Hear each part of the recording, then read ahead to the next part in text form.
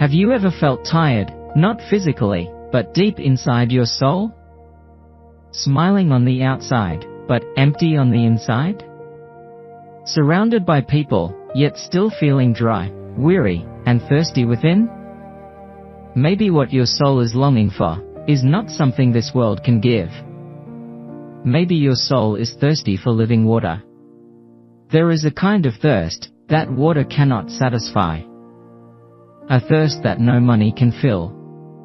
No success can heal. No relationship can completely satisfy.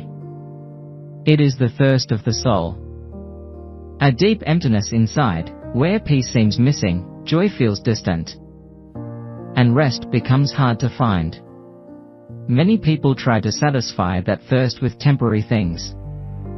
But somehow, the soul remains thirsty.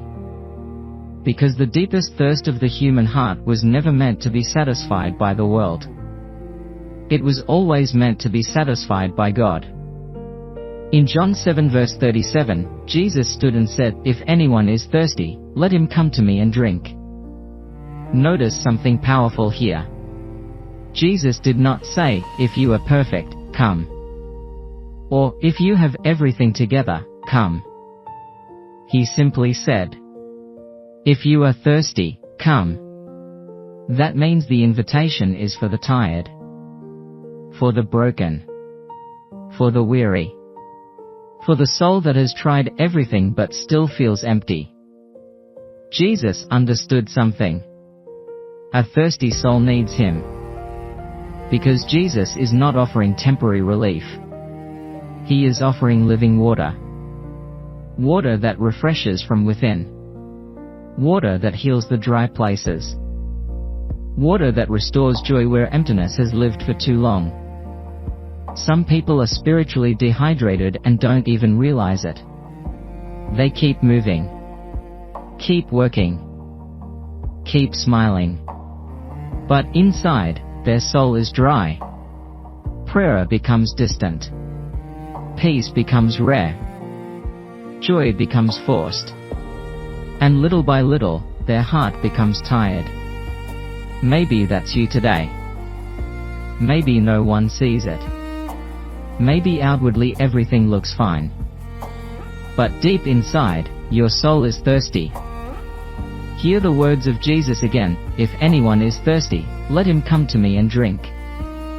Not run harder. Not pretend to be strong. Just come. Come with your weakness, your emptiness, your tired heart. Because Jesus never rejects thirsty souls. He welcomes them. And here is the beauty of God. He does not just give a little sip of peace. He gives rivers. In the verses that follow, Jesus speaks of rivers of living water flowing from within. Not drops, but overflowing life. This is what happens when a soul drinks from Jesus. Peace begins to return. Hope starts to rise again. Strength is renewed. Joy becomes alive. Not because life is suddenly perfect, but because the soul is finally connected to the true source. The world can entertain you, but only Jesus can satisfy you. People can comfort you for a moment, but only Jesus can refresh your soul deeply. So if your soul feels dry today, come to Jesus. Drink from his presence.